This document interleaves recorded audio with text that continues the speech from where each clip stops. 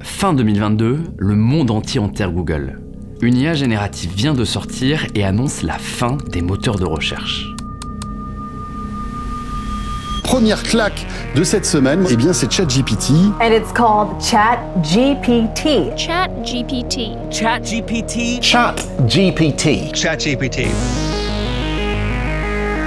En interne, Google déclenche un code rouge. L'entreprise pourrait bien entamer sa chute. Oh my God! Okay, it's happening. 3 ans plus tard, Google n'est pas mort. Bien au contraire, Google est partout. Une IA à 2,5 milliards d'utilisateurs, des taxis autonomes sans chauffeur, une puce quantique et même des investissements massifs chez ses concurrents. Comment une boîte qu'on disait dépassée a fini par reprendre le contrôle? Pour le comprendre, il faut remonter à une faute d'orthographe.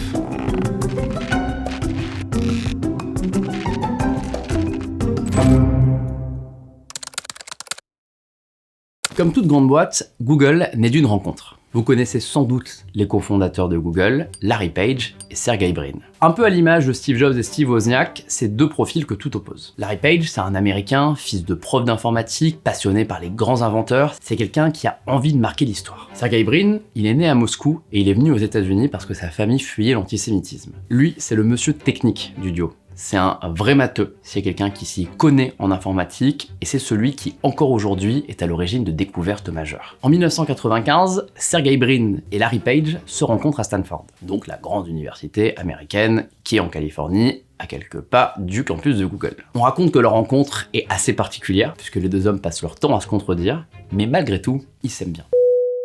Larry Page est à la recherche d'un sujet de thèse. Et à l'époque, contrairement à Apple qui arrive au début de l'informatique à un moment où il n'y a même pas d'ordinateur, les ordinateurs sont bien là et ils sont en train de vivre leur première grande révolution en 20 ans. Internet. Internet. C'est important de comprendre ça dans l'histoire de Google. On n'est pas sur un des pionniers de l'informatique moderne tel qu'ont pu l'être Microsoft ou Apple, on est sur un des premiers géants de l'Internet, de la bulle Internet. C'est à peu près la même époque où Elon Musk commence à émerger, notamment avec PayPal. L'idée de Larry Page, créer un index web, analyser le web avec une sorte d'outil qui va scanner tous les sites disponible, qui va scanner les liens disponibles sur chaque site et qui va créer une sorte de ranking, un classement des sites les plus pertinents. En 1996, ils lancent leur premier crawler qui va donc parcourir Internet. À l'époque, il y a beaucoup de moins pages qu'aujourd'hui et qui va inventer quelque chose qui aujourd'hui paraît évident mais qui ne l'était pas avant. L'idée de dire que si un lien apparaît plusieurs fois sur plusieurs sites différents, c'est que ce lien doit être pertinent et donc que ce lien doit apparaître avant dans les résultats sur un sujet. On est aux prémices de Google. Cet algorithme, il existe encore aujourd'hui, il s'appelle PageRank. Si le concept de parcourir le web à la recherche de liens existait déjà, ce qui ne s'appelle pas encore Google va plus loin et va vraiment créer une exécution de génie. Grâce au travail de Larry et Sergey, qui travaillent ensemble sur le projet, ils sont pas seuls d'ailleurs, mais c'est eux qui sont les deux plus connus, PageRank va vite, indexe l'intégralité du web et fait des classements pertinents. La présentation est aussi beaucoup plus claire, on est loin d'un immense tableur avec de longues adresses URL, on est sur quelque chose qui pointe directement vers des sites web au bon endroit, mais à l'époque, il n'y a pas vraiment de volonté de le commercialiser, c'est vraiment une thèse. Et d'ailleurs, petite anecdote, un des premiers data centers de Google, c'est les disques durs empilés dans des Lego, en tout cas des jouets qui ressemblent un petit peu à des Lego. Aujourd'hui, c'est un petit peu une pièce d'archive et c'est pour vous dire à quel point tout ça a été très bidouillé et à quel point surtout un algorithme capable de crawler tout le web était en réalité minuscule et ne prenait pas énormément de données. En tout cas, comparé à notre échelle actuelle et aux LLM qui font plusieurs terrains. Est-ce que vous saviez qu'un chiffre 1 suivi de 100 zéros s'appelait un Google? G-O-O-G-O-L. Puisque cet algorithme se veut capable de stocker des milliards et des milliards d'informations, c'est le nom qui va être choisi par Sergey Brin et Larry Page au moment où ils veulent concevoir leur entreprise. Et là, on commence déjà à voir le côté un petit peu ubuesque de Google. Un des étudiants avec qui ils travaillent se trompe et recherche si le nom de domaine google.com est disponible. Ça les fait beaucoup rire. Ils se disent « Ah, la faute d'orthographe est trop drôle, appelons notre entreprise comme ça ». Et c'est comme ça que Google naît, d'une simple faute d'orthographe. Petite pause d'1 minute. Est-ce que vous avez regardé les commentaires? Et si je vous disais que ceux que vous pouvez lire sous cette vidéo ne sont pas écrits par des humains?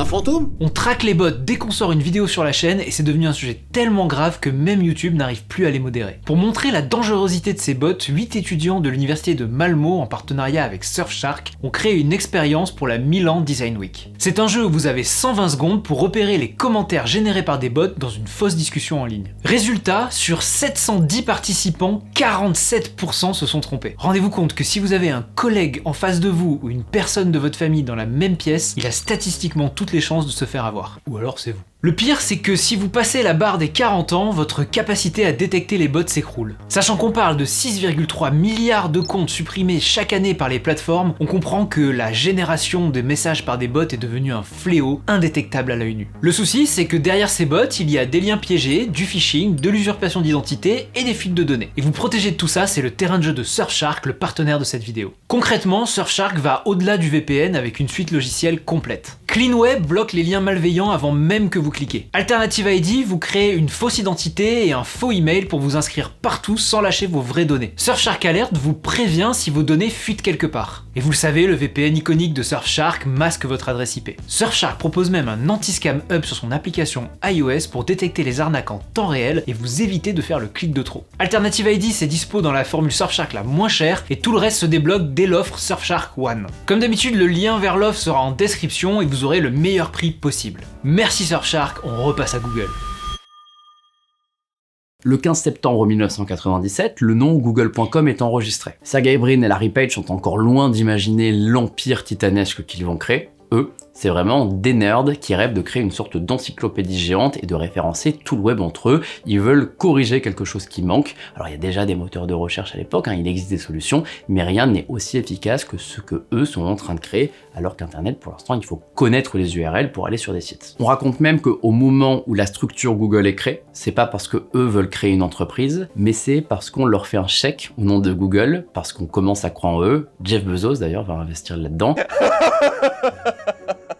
Et que comme ils ne peuvent pas encaisser ce chèque parce que Google n'existe pas, ils décident en 98 de créer la structure Google Inc. Le 4 septembre 1998, du coup, Google est né. Et encore une anecdote, je vous ai dit que le nom de domaine Google avait été créé le 15 septembre 1997, mais pourtant, l'entreprise fête son anniversaire le 27 septembre. Pourquoi? Eh bien, ça fait partie de la folie Google. En réalité, eux-mêmes ne savent pas pourquoi ils fêtent leur anniversaire à cette date. Il y a eu plein de dates qui ont circulé par le passé, ça fait partie des erreurs, ça fait partie de leur charme, mais ils fêtent un anniversaire à une date qui a priori n'est pas la date de leur anniversaire. D'ailleurs, dans la légende de la Silicon Valley, Google racontera pendant longtemps que lui aussi a commencé dans un garage, qu'ils se sont enregistrés dans le garage de Susan Wojcicki, qui plus tard va devenir la patronne de YouTube pendant très longtemps et qui malheureusement nous a quittés en 2024. La réalité quand même, c'est que contrairement à ce qui est déclaré, on est loin du mythe du garage, c'est vraiment du marketing. Ils ont commencé dans des chambres d'étudiants et le garage n'a pas l'air d'avoir vraiment totalement existé. Il y a vraiment cette envie, à l'image d'HP ou de Apple, d'avoir un début dans un garage. C'est l'identité de la Silicon Valley. Et à l'époque déjà, mais ça on l'abordera surtout dans la partie culture de Google, c'est déjà un petit peu YOLO, c'est déjà très coloré, il y a des tables de ping-pong, ils sont déjà sur une entreprise qui s'amuse, la série Silicon Valley, ça pourrait être la série Google. Petit à petit, Google va s'imposer, notamment par sa simplicité. Il y avait une volonté à l'époque, une vraie vision, de dire que c'était le logo Google sur la page d'accueil, une barre de texte, on appuyait sur recherche et les résultats apparaissaient sous la forme d'une liste. C'était très différent des portails de l'époque, à l'image de Yahoo qui affichait la météo, l'actualité, des photos, etc. Google voulait juste permettre la recherche, ils étaient vraiment dans une mission de partager l'information au monde entier. À l'époque d'ailleurs, ils n'ont pas vraiment le modèle économique, ils font ça leur coûte pas tellement d'argent à part le fait de faire tourner leur serveur, mais il n'y a pas de publicité, ils gagnent pas d'argent et cet algorithme est surtout là à titre de projet. En tout cas, Google fait parler de lui dans la Silicon Valley. Tout le monde entend parler de ce moteur de recherche qui fonctionne bien. Les concurrents de Google vont adopter Google et plus tard vont se mordre les doigts. Et ce moteur de recherche s'impose comme le meilleur moyen de trouver des informations en ligne. Le bouche à oreille est bon et l'algorithme PageRank fonctionne très bien. Et aujourd'hui, Google, c'est plus de 90% de part de marché. Il y a eu plein de tentatives de tuer Google, de faire des équivalents, de restreindre son accès sur certains marchés, et notamment l'Europe. Ça n'a jamais marché. Et si vous voulez mon avis, c'est parce que quand le produit est bon, le consommateur ne se trompe jamais. C'est en 2000, 3 ans après l'enregistrement du nom de domaine, que Google va commencer à se dire « Tiens, si on essayait de gagner de l'argent ». Et ils vont y aller fort parce qu'ils vont créer un empire colossal. La première nouveauté, elle s'appelle AdWords. AdWords, c'est la possibilité quand vous tapez chauffagiste dans Google d'avoir des liens sponsorisés. Au début, il y a très peu d'entreprises, mais petit à petit, ça va monter et les publicités vont apparaître au milieu des résultats. Évidemment, Google prend de l'argent. En 2002, Google va faire évoluer son algorithme publicitaire. À l'époque, Google, c'est encore une entreprise qui fait que de la recherche. On est loin du géant qui s'est diversifié partout, mais ils vont créer une sorte de système d'enchères. Avant, si on payait plus, on était mieux mis en avant. Maintenant, si on est plus pertinent et que les gens cliquent plus souvent, eh bien l'algorithme va plus souvent pousser la publicité. C'est le début du SEO, de l'optimisation pour bien apparaître dans un moteur de recherche. Et ça va complètement dynamiter le marché de la publicité qui va avoir envie d'apparaître en haut dans Google. En 2003, Google confirme totalement son virage publicitaire. La nouveauté, AdSense. L'idée n'est plus de proposer des publicités sur google.com, mais de proposer des pubs partout. Vous êtes un site, vous êtes un média, vous êtes un blog, vous voulez faire de l'argent, eh bien héberger de la publicité, c'est Google qui va faire l'intermédiaire, qui va vous proposer des clients et les afficher sur votre site. C'est Google qui va déterminer qui va voir quoi. Google invente la publicité personnalisée et va utiliser son moteur de recherche pour être la toile d'araignée qui relie tout et évidemment toucher une commission sur tout. Hello, I like money. Petit à petit, Google se dit qu'il peut grandir et qu'il peut être bien plus qu'un moteur de recherche et qu'une régie publicitaire. L'entreprise constate assez vite qu'elle est forte dans ce qu'elle fait, qu'elle est plutôt bonne pour optimiser ses serveurs, que des découvertes de ses ingénieurs, de Sergey Brin notamment, permettent de complètement optimiser la manière de diffuser les informations, d'accélérer les pages, et qu'aujourd'hui, il n'y a pas vraiment beaucoup d'équivalents dans la Silicon Valley capable d'avoir son niveau. En 2004, Google entre en bourse. Ils le font d'ailleurs très différemment de toutes les autres entreprises. Ils veulent pas passer par les grandes banques et battre tous les records. Ils veulent que les petits investisseurs puissent aussi entrer dedans. Ça va pas trop marcher comme stratégie. Ils vont perdre de l'argent au début. Et aujourd'hui, plus aucune entreprise fait ça. Et Google commence à créer cet empire qui va vouloir se lancer sur plein de services et faire plein de choses. Et je vous préviens, je vais pas vous lister tous les services qu'a lancé Google depuis 2002-2003 parce que j'ai absolument pas envie que cette vidéo dure 2h30. Et même en 2h30, vous trouveriez le moyen de me dire qu'on a oublié de parler de tel service qu'ils ont lancé pendant 2 mois avant de l'abandonner. Parce que oui, Google, leur spécialité, c'est de lancer des trucs, de changer d'avis, de changer de nom, de lancer des concurrents, etc. Ils ont lancé plein de choses. C'est un peu la stratégie d'envers le web avec plein de solutions. Si on a une qui prend, tant mieux. Si ça prend pas, ils abandonnent et ils recommencent un nouveau projet. Parmi les premiers outils, Google Images, qui aujourd'hui s'est imposé comme indispensable. Pendant longtemps, Google, c'était que du texte. Et l'histoire est amusante, c'est Jennifer Lopez qui, au Grammy Awards en 2000, va avoir une robe de folie. Well, Jennifer, this is the first time in 5 or 6 years that I'm sure that nobody is looking at me. C'est la recherche la plus tapée sur Google, Jennifer Lopez robe, sauf que Google n'affiche pas d'image, ils affichent que des liens vers des sites qui ont cette image, et Google se dit, et si on trouvait un moyen de garder cette audience chez nous? C'est pour ça qu'ils vont créer Google Images en 2001 pour référencer toutes les images du web. Toute ressemblance serait fortuite avec un certain Google AI Overview qui va récupérer les audiences des sites web directement dans Google. Autre projet en 2001, après les attentats du 11 septembre, Google News. Un ingénieur de Google se dit que ça serait bien quand même d'avoir un agrégateur d'infos qui met des sources sérieuses entre elles. Et c'est comme ça qu'ils vont avoir l'idée de ce projet qui va complètement refaçonner l'industrie des médias. Aujourd'hui, vous le savez peut-être pas, mais un média comme nous, Numérama, quand on écrit des articles, si Google ne nous reprend pas, on fait beaucoup moins d'audience que si Google nous reprend. Donc, Google aujourd'hui est hyper important dans l'économie des médias. Parmi les nouveautés majeures, on a Gmail le 1er avril 2004. La date peut faire sourire et dites-vous, c'est vraiment pas une coïncidence. Google joue volontairement sur la confusion avec le poisson d'avril parce qu'à l'époque, Google est déjà une entreprise qui fait des blagues sur son moteur de recherche le 1er avril, qui s'amuse justement à jouer sur le vrai et le faux. Et ils veulent que les gens pensent que Gmail est faux. Il y a même des débats dans la presse. Est-ce que ceux qui ont relayé Gmail se sont fait avoir? Est-ce que c'est juste une nouvelle blague d'une entreprise qui s'amuse justement à faire différemment des autres qui sont un peu trop sérieux? Une des promesses de Gmail d'ailleurs, c'est d'avoir 1 giga de stockage gratuit, alors que les autres c'est plutôt du stockage en mégaoctets, où du coup Hotmail et Yahoo sont complètement tués par la proposition. Donc pas grand monde le prend au sérieux à ce moment-là. D'autant plus que c'est un service sur invitation. Ça, on l'a oublié, mais pendant plusieurs années, il fallait un code de parrainage pour accéder à une boîte mail Gmail, et ces codes de parrainage se revendaient sur eBay à des prix exorbitants. I like money. Mais Gmail n'est pas une blague, et Gmail va cartonner. Au bout de quelques années, ça va être lancé pour le grand public, et aujourd'hui, c'est un des services les plus utilisés au monde. D'ailleurs, anecdote en or qu'on m'a raconté chez Google, Sundar Pichai, qui est le patron actuel de Google, qui est donc arrivé un petit peu plus tard, il passe son entretien d'embauche le jour de la sortie de Gmail et on lui pose la question « Qu'est-ce que vous pensez de Gmail ?» Et il paraît qu'il a répondu « Moi, j'y crois pas ». Il a quand même été embauché, donc ils ont été plutôt cool les RH. En 2005, nouveau projet fou de Google, après avoir voulu référencer le monde entier d'un point de vue internet, ils se disent « Si on référençait le monde entier, point ». Google Maps est le nouveau projet de Google, avec d'abord une sensation qui est Google Earth. Je sais pas si vous vous rappelez, moi c'était le moment où j'étais encore à l'école et où Google Earth était la grande sensation. Vous apprenez à regarder la Terre, à zoomer, à comprendre où étaient les montagnes, etc. C'était la sensation. C'est la première fois que le grand public avait accès à une cartographie satellite géante. Un peu plus tard, ils vont lancer le projet Street View. Encore plus fou, ils mettent des caméras partout sur des voitures et ils vont capter les rues du monde entier pour créer une encyclopédie géante qui n'existe pas. Ça va un petit peu dans toute cette ADN de Google. Avant d'être le géant qui fait Android et qui fait Gemini, il voulait être le géant qui a accès au savoir universel, une sorte d'encyclopédie moderne à la Wikipédia, mais avec des services dédiés, des services très personnalisés. Nouvelle anecdote d'ailleurs, j'ai appris pendant que je préparais cette vidéo que pour cartographier certaines zones, Google a utilisé des caméras très originales, comme des caméras Street View sur des chameaux dans le désert. Oui, ils se sont vraiment bien amusés les ingénieurs. Et une décennie plus tard, en 2013, Google rachètera Waze, qui lui aussi a eu de très belles idées pour la cartographie, avec un système communautaire où c'est des gens qui fabriquent des routes, qui se partagent, qui fait que le monde entier peut être cartographié, y compris les zones où il n'y a pas des ingénieurs Google disponibles. Tout ça, c'est des données, et Google, ça devient le roi des données. En 2006, Google rachète YouTube pour 1,65 milliard de dollars. À l'époque, tout le monde se dit que c'est beaucoup trop cher pour un service de vidéo, alors qu'avec Internet, regarder des vidéos en ligne, c'est de mauvaise qualité. Aujourd'hui, YouTube, ça génère beaucoup plus qu'1,65 milliard de dollars, et très rapidement. Bref, un rachat plus que rentabilisé, et surtout qui va faire de Google, en plus d'un indexeur de liens web, un indexeur de vidéos, et la plateforme choisie par beaucoup, y compris les médias traditionnels, pour diffuser des vidéos et toucher un public plus large. Et d'ailleurs, abonnez-vous, je le rappelle. En 2005 aussi, Google rachète un système d'exploitation pensé pour les appareils photo pour 50 millions de dollars. Dites-vous que 50 millions de dollars, c'est vraiment pas cher, donc c'est un petit projet. Ce projet, il s'appelle Android. Oui, ils ont acheté Android pour 50 millions de dollars et c'était un OS pour appareil photo. Et là, ça fait partie des moments où Google commence à pivoter dans la malice.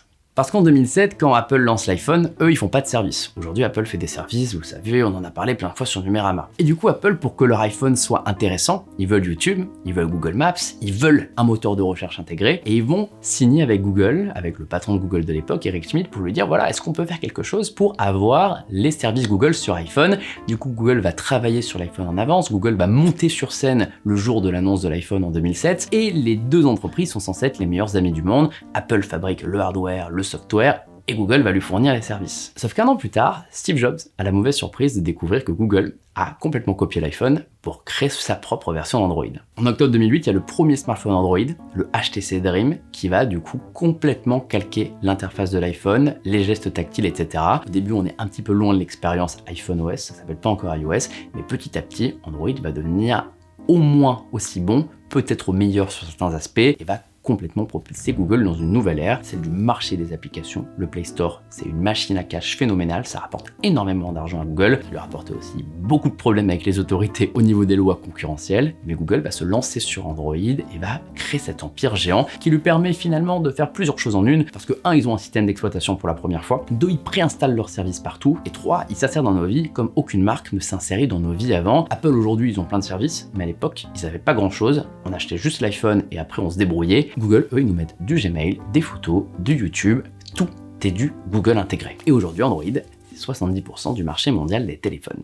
Nouvelle anecdote, est-ce que vous savez ce que c'est que cette BD? Parce que oui, c'est une vraie BD, c'est pas juste un logo Google Chrome, c'est la BD que Google avait commandée au dessinateur Scott McCloud pour annoncer en interne la création de son propre navigateur web. Et ça, il n'y en a pas beaucoup dans le monde, je peux vous dire que Google m'a confié un exemplaire et j'en suis honoré, merci à eux, parce que je peux vous dire qu'après avoir vu combien ça vaut sur eBay, j'ai déjà hâte de partir en vacances. Pourquoi cette BD est importante? Parce qu'à l'époque, Internet Explorer est le navigateur dominant dans le monde, ils sont tellement forts qu'on dit que Internet est pensé pour Internet Explorer et que tous les concurrents sont voués à l'échec. Et cette BD, quand elle apparaît pour la première fois, Google n'a toujours pas lancé Chrome, en fait elle fuite et elle révèle l'existence de Chrome avant l'heure. Quelques jours plus tard, Google Chrome arrive et c'est un bouleversement pour le web. Pour la première fois, un navigateur est téléchargé par tout le monde. Donc Google s'aide aussi en le mettant en page d'accueil sur google.com et en se faisant une pub géante sur finalement le site le plus utilisé dans Internet Explorer. Mais Chrome va plus vite, Chrome a des onglets distincts, Chrome est beaucoup plus moderne, Chrome s'intègre à différents appareils et c'est un méga carton. Aujourd'hui, Internet Explorer est mort, Microsoft Edge l'a remplacé et ne pèse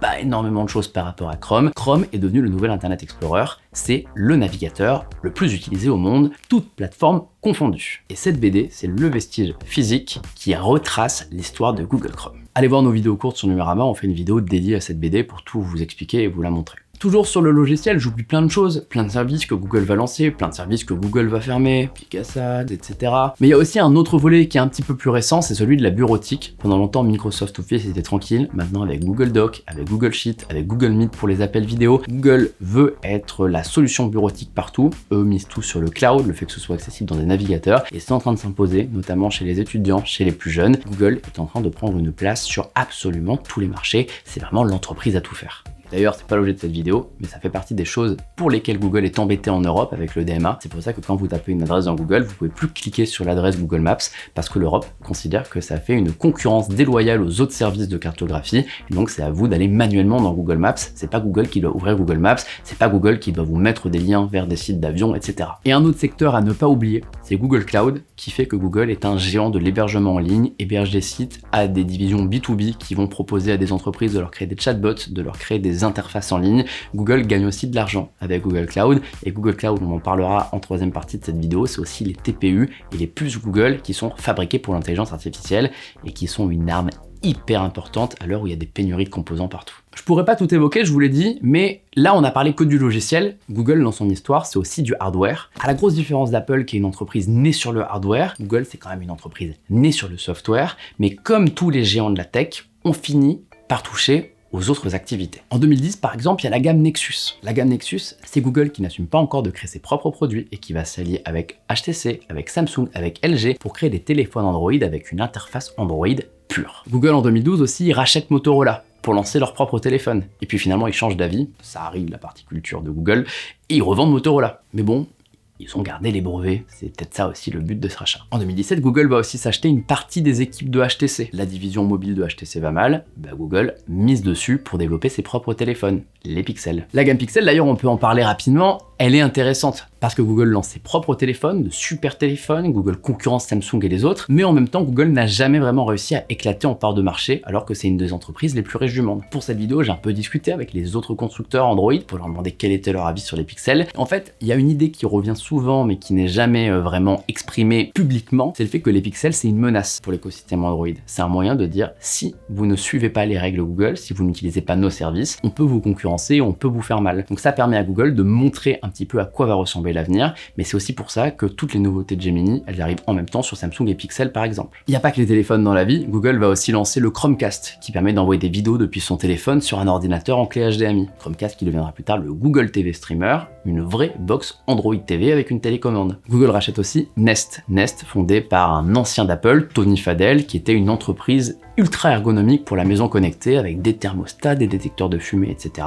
Aujourd'hui, ça s'appelle Google Nest et c'est intégré à leur application Google Home. Ah oui, j'ai pas parlé de Google Home aussi en tant que service, mais ça existe. Ils rachètent Fitbit aussi et depuis peu, ils commencent à lancer des bracelets Google Fitbit en réunissant les deux marques en une. C'est aussi Fitbit qui a permis de créer la première montre Pixel Watch, un autre produit hardware chez Google. Et enfin, il y a aussi toute la partie Google Home, la partie maison, audio, avec l'assistant Google, qui là aussi finalement reprend complètement ce qu'on vous disait avant avec Android, l'idée de mettre Google partout, tellement partout, que même chez vous à la maison, quand vous parlez, Google est là, peut vous répondre et relier à ces différents services. C'est vraiment des coups de génie. Je me rappelle au moment des lancements des Google Home, on pouvait même avoir un Google Home gratuit quand on dépassait 50 € à la Fnac par exemple. Le but était clairement d'être partout, pas de faire du chiffre, l'inverse d'Apple.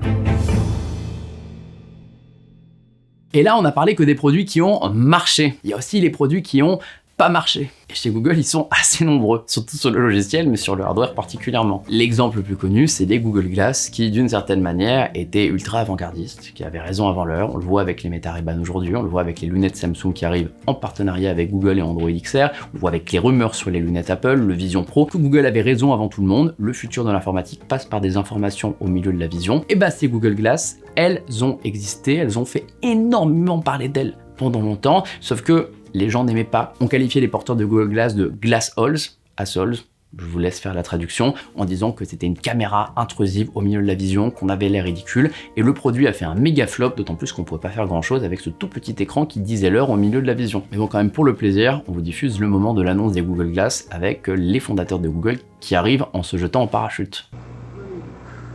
I'm going to take a few pictures to record this for posterity, and they're off!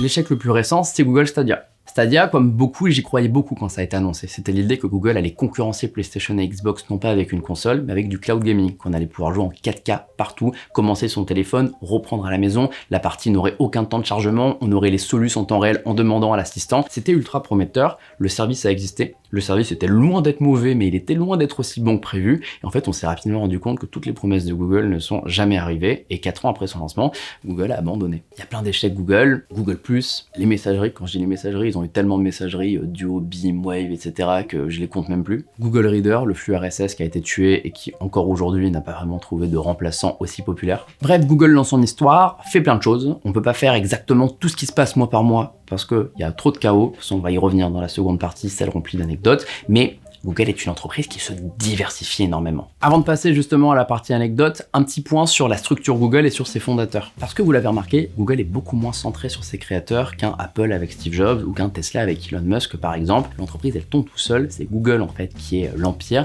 mais les deux hommes, Page et Brin, n'avaient pas vocation à être mis en avant tout le temps. C'est pas eux qui sont au cœur de la stratégie, des annonces, c'est même pas eux qui dirigent Google tout le temps. Ils ont envie de créer des choses et ils inventent. En 2015, Google va se restructurer et créer une maison mère.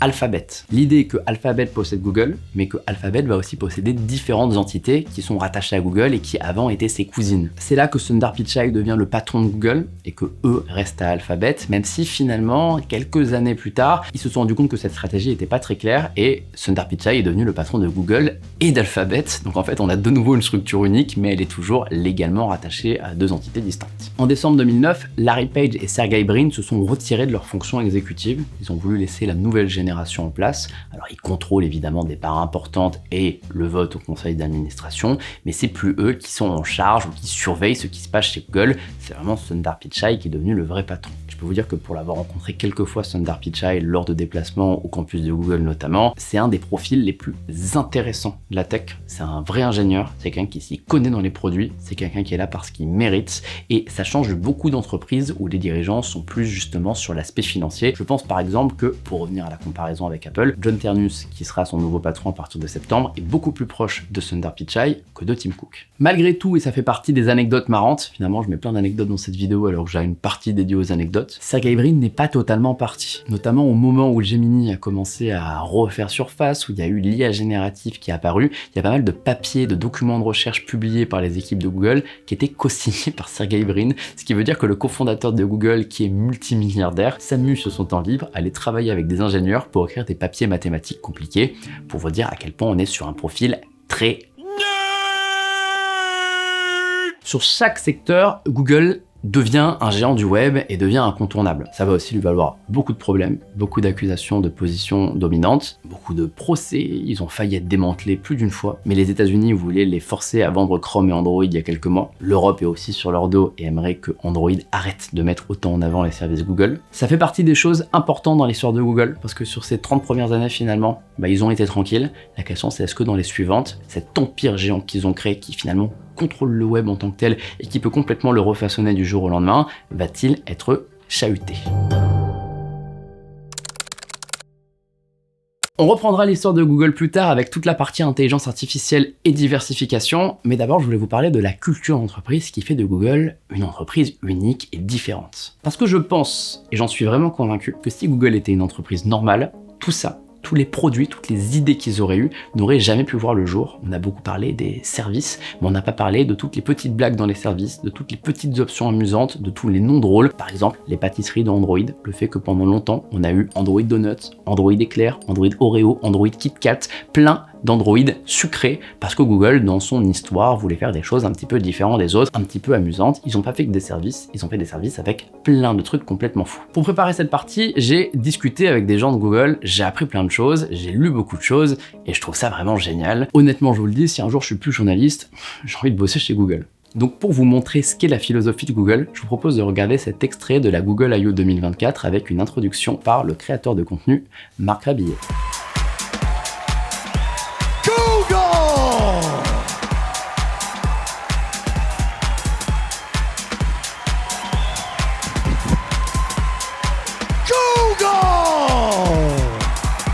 Google, c'est une entreprise totalement perchée. On le voit quand on se balade sur leur campus. C'est coloré partout. Il y a des salles de massage. On peut pas faire 10 mètres sans tomber sur une cantine avec un bar à céréales. Ils ont des vélos colorés qui sont en libre service sur le campus et qu'on retrouve à des endroits improbables de la ville parce que le truc s'est complètement répandu et ils laissent faire. Il y a des terrains de volley, des terrains de football, des terrains de ping-pong, des peluches, des statues de T-Rex partout sur leur campus. Ça n'a aucun sens. Citons aussi le chapeau Noogler. Quand on est un nouvel employé chez Google, même si on arrive en stage pour un mois, on doit porter une casquette obligatoire qui est évidemment devenue culte. Et ça, c'est encore le cas aujourd'hui, peu importe le bureau Google où vous venez travailler. Google, c'est aussi une entreprise à la culture d'entreprise très attractive. Déjà, il y a beaucoup de protection pour les employés, accès à plein de choses. C'est une des premières entreprises à avoir mis en place le concept de nourriture gratuite, y compris la cantine gratuite. Et quand on dit cantine, on est sur la Rolls-Royce de la cantine. On a des stands avec des restaurants japonais d'exception, des restaurants libanais, des pizzas, toujours de la nourriture super bonne. On peut se resservir en illimité, mélanger les genres et ça coûte zéro. Les employés sont incités à prendre du temps pour eux, à faire du bénévolat. Il y a une règle qui s'appelle la règle des 20% qui fait que si vous avez envie de vous lancer sur un projet en parallèle, vous pouvez demander à ne pas travailler un jour par semaine pendant un an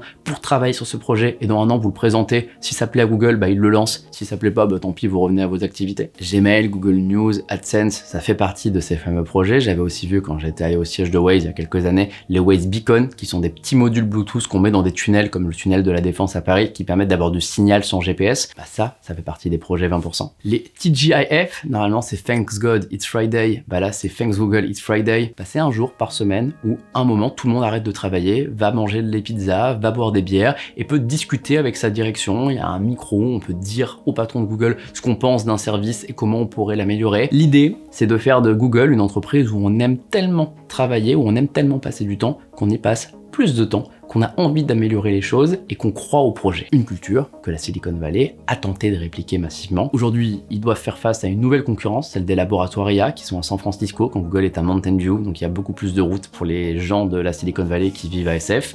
Maintenant, ça reste un endroit de rêve pour beaucoup d'employés. Il y a plein d'anecdotes que je voulais vous raconter sur cette culture de Google qui font complètement son charme. Les doodles par exemple. Et ce qui est génial, c'est que ça vient d'une époque en 98 où Larry Page et Sergey Brin devaient aller au Burning Man, sauf qu'à l'époque ils n'ont pas Gmail et les réponses automatiques. Donc pour prévenir les gens qu'ils n'étaient pas disponibles, ils ont changé la page d'accueil de Google avec un logo remanié façon Burning Man pour dire désolé on n'est pas là, on est en festival. Et aujourd'hui c'est une activité à part entière, il y a des dessinateurs, etc. Les doodles, ça fait partie de l'identité de Google. Les Easter eggs aussi. Si vous tapez 6-7 dans Google, ça fait le mouvement du 6-7. Si vous tapez Askew, ce qui veut dire pencher en anglais, la page elle est penchée. Il y a plein de blagues comme ça, et à chaque fois qu'il y a un nouveau film qui sort, qu'il y a une nouvelle référence à l'actualité, Google va personnaliser discrètement son moteur de recherche pour surfer sur la blague. Le jeu du dinosaure, c'est devenu un des emblèmes de Google aujourd'hui. Quand on était avant sur un navigateur et qu'il n'y avait pas internet, ça disait pas de réseau. Et des ingénieurs de Chrome, dont un français d'ailleurs, il s'appelle Sébastien Gabriel, se sont dit c'est quand même hyper embêtant parce que dans le métro, on n'a jamais internet. Donc quand on est en train de faire quelque chose sur notre ordinateur ou notre téléphone, on a une page blanche. Et si on faisait un truc pour occuper les gens? Et ils ont eu l'idée du jeu dinosaure, qui est devenu un des jeux les plus joués au monde, qui est devenu un de leurs emblèmes. C'est pour ça qu'il y a un dinosaure sur leur campus, ils vendent des figurines en forme de dinosaure. Et aujourd'hui encore, il y a un dinosaure quand on n'a pas de réseau dans Chrome. En parlant de French Touch, on a le Google Cardboard. Je sais pas si vous vous souvenez de ce projet, j'aurais pu le citer dans les innovations hardware, même si peut-être que celle-là elle est abusée. C'est Google qui avait eu l'idée à l'époque, au début de la réalité virtuelle, de faire des casques en carton dans lesquels on mettait son téléphone et on pouvait faire des montagnes russes en réalité virtuelle avec un écran splitté en deux, des lentilles dans le carton, et ça marchait pas trop mal, même si on est loin de la qualité d'un Apple Vision Pro ou Galaxy XR. Pas mal, non? C'est français. C'est des ingénieurs de Google à Paris, sur leur temps 20%, qui ont commencé à bosser là-dessus, et Google leur a dit, ok, vous partez directement aux États-Unis, présentez ça au patron. Les patrons, ils ont adoré, ils ont dit, ok, vous nous en faites 50 000, on va les offrir à la Google I.O. Et à l'époque, moi je me rappelle, à l'époque j'étais plus jeune, étudiant, etc. J'avais acheté un magazine dans lequel il y avait un Google Cardboard pour pouvoir essayer le Google Cardboard. Cette culture de Google, elle est hyper importante pour comprendre l'entreprise. Parce que Google, il n'y a pas d'équivalent dans le monde. Il y a des entreprises avec des politiques souples. Tous les géants de la Silicon Valley veulent attirer les meilleurs talents du monde en leur offrant plein de choses. Mais ce côté ultra what the fuck, si vous me permettez l'expression, il est vraiment propre à Google. Google aime surfer sur le fait que c'est un grand n'importe quoi, sur un déséquilibre, sur le fait qu'il n'y a pas de structure, et ça fait leur charme. C'est ce qui fait que Google est capable de se lancer sur plein de secteurs comme ça, de prendre des risques, parce que si ça échoue, ils savent qu'on se rappellera pas. Il y a le site quand même Kill by Google qui existe, qui liste tous leurs échecs, mais ça n'a pas tellement d'importance pour eux. Ce qui compte, c'est les réussites. Google, c'est aussi une réussite par la diversité. À chaque fois que je vais à la Google I.O., je suis surpris par la diversité des profils profils que je croise. Il y a des prix Nobel dans leurs équipes, il y a des vice-présidents de toutes les cultures du monde. C'est absolument impressionnant de voir à quel point Google mélange des gens venus de différents horizons et à quel point ça lui réussit. Maintenant, c'est aussi un défaut. On sait que Google a la culture du nouveau projet. Google aime le risque. Et souvent, ils ont des ingénieurs qui se lancent sur des projets, qui passent 3-4 ans dessus, qui arrivent à lancer le produit. Et quand le produit est lancé, Google leur dit « Ok, super, va sur cette nouvelle équipe parce qu'ils doivent lancer un projet. » Et c'est comme ça que Google abandonne des projets en cours qui étaient super bien au moment de l'annonce, mais qui 2-3 ans après sont complètement déclassés dans son cœur. Ils ont beaucoup moins cette structure organisée d'un Apple, par exemple, qui va avoir différentes micro-entreprises dans l'entreprise dédiées à un service, avec des gens dédiés à ça, à 100%, qui vont enrichir l'expérience. Chez Google, c'est souvent du one-shot, et le one-shot, il fonctionne pas toujours. Et la bonne nouvelle pour vous, c'est qu'on est déjà au chapitre 3, on est allé un petit peu plus vite sur le chapitre 2. Parce que oui, malgré tout ce bazar, malgré cette identité qui fait de Google une entreprise unique, Google est selon moi l'entreprise la mieux positionnée pour répondre aux enjeux de demain. Je pense que Google est encore à ses tout débuts et que Google va encore plus exploser à l'avenir. Pourquoi ? On a cité quelques exemples déjà. Google Cloud par exemple, hyper intéressant. Il possède des serveurs, mais il possède aussi des cartes graphiques, des TPU et tout un ensemble nécessaire à l'infrastructure intelligence artificielle, au fait de pouvoir entraîner des modèles, de générer de l'inférence. Et ça, il n'y a pas beaucoup de constructeurs aujourd'hui qui est indépendant là-dessus. Ils sont pas totalement indépendants, ils ont besoin de Nvidia sur certains aspects, mais en tout cas, ils ont l'argent pour gagner en indépendance. C'est pas pour rien qu'Apple, pour son Siri AI, a décidé de s'allier à Google Cloud pour faire tourner son modèle le plus exigeant, parce que seul Google peut offrir cette puissance. Mais avant Google Cloud, il y a une révolution chez Google qui commence en 2017 avec un document de recherche publié par ces chercheurs qui s'appelle Attention. Et ce document de recherche, il est à l'origine d'une des découvertes les plus fracassantes des 2 dernières décennies, les Transformers. C'est la technologie qui va permettre à ChatGPT d'exister quelques années après. Le T de ChatGPT d'ailleurs, c'est Transformer.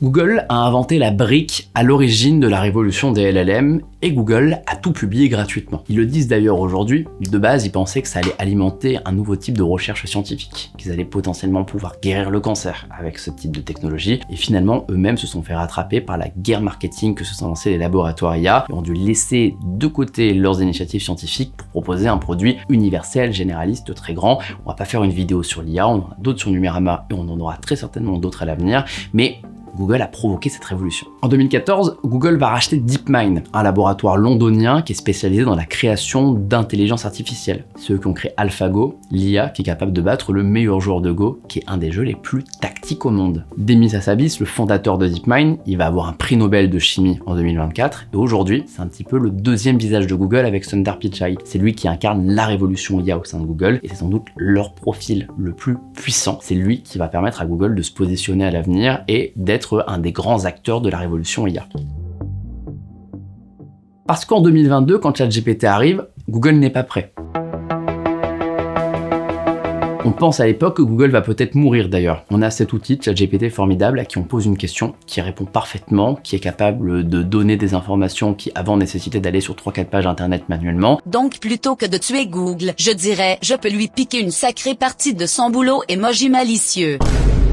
Et qui, sur le papier, ringardise totalement Google, même si à l'époque il n'est pas connecté à Internet, et donc il n'y a pas vraiment de concurrence. Mais à terme, tout le monde se dit que Google est mort. En mars 2023, j'étais à la conférence, c'était à Paris, Google annonce Bard. Bard, c'est son concurrent de ChatGPT. On va être honnête, c'est hyper mauvais.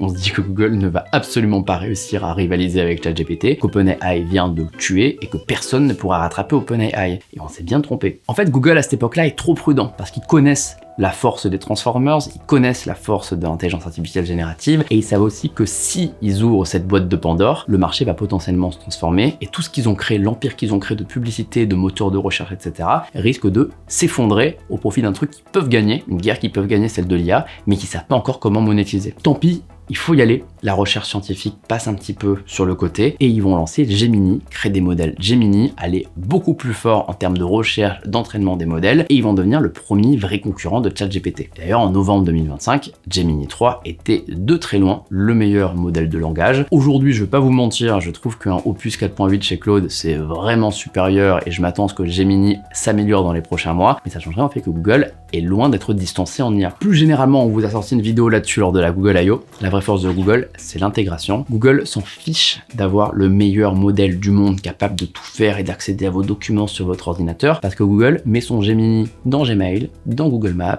dans YouTube, dans vos photos, sur votre téléphone Android. Donc à la fin, vous allez utiliser Gemini, et si vous utilisez Claude ou ChatGPT pour faire des recherches plus longues pour trouver un appartement, c'est absolument votre problème, ça ne changera rien à la vie de Google, et à la fin, ils vous ramèneront sur Gemini. La grosse révolution en cours sur l'IA pour eux, c'est sur le moteur de recherche. La France cet été va goûter au AI Overview et au AI Mode, qui sont des réinventions totales du moteur de recherche. Je vous dis que depuis le début, c'est la simplicité avec Google, on tape un truc, on a une liste de résultats. Là maintenant, c'est une page découpée en deux, avec des résultats en bas et un résumé par l'IA en haut, un résumé qui dans 90% des cas ne vous incitera pas à cliquer sur le lien, qui donc va tuer tous les sites.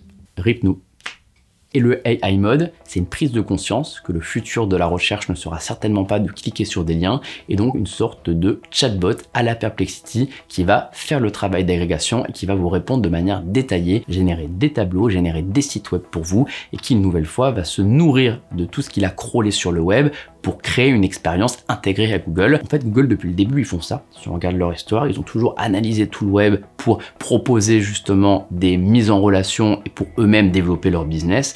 L'aboutissement ultime de cette vision, c'est l'IA, c'est la possibilité pour Google de devenir Internet à lui tout seul. Qui a besoin d'un moteur de recherche qui redirige vers des pages d'Internet? C'est Google à lui tout seul et Internet en entier. Et il se pose quand même une question importante, si les sites web ferment les uns après les autres parce qu'il n'y a plus de clics et parce qu'il n'y a plus d'audience sur leur publicité, qui va nourrir les IA de Google? Ça, c'est un gros enjeu. Google évidemment rassure en disant que son AI Overview n'est pas là pour tuer, il est là pour résumer et il redirige vers des sites. La réalité, c'est que ça a un impact. Au-delà de l'IA, du cloud et des TPU, Google, c'est aussi d'autres paris qui, vous le verrez, vont payer.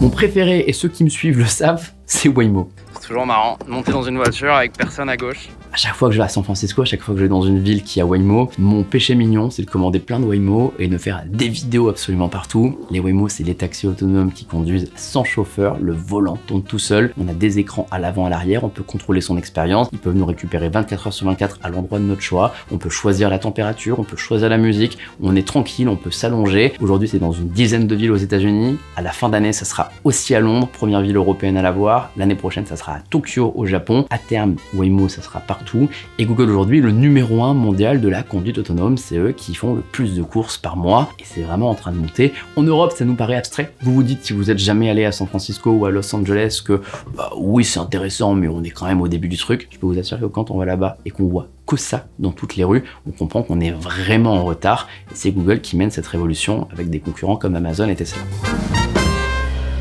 Le quantique aussi, avec la puce Willow qui a été dévoilée fin 2024 et surtout toute une division qui fait de la recherche là-dessus. Google veut préparer le monde au post-quantique, au moment où les ordinateurs quantiques pourront déchiffrer n'importe quel algorithme facilement. Google sera l'acteur qui va permettre à toute l'administration du monde entier de se sécuriser. Et Google reprendra sa place d'entreprise scientifique, parce que Google c'est aussi ça, c'est une entreprise qui publie beaucoup d'essais de recherche, qui a beaucoup de médecins, beaucoup de docteurs qui travaillent chez elle et qui participent à la recherche pour améliorer le monde.